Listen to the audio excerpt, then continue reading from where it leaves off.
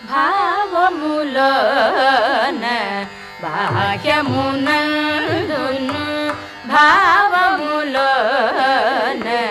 బాహ్యమునందును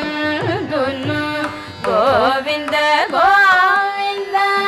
అని కొలువవో మనస భావములోన బాహ్యమునందును గోవింద గోవింద అని కొలువవో మనస భావములోన బాహ్యమునందును గోవింద గోవింద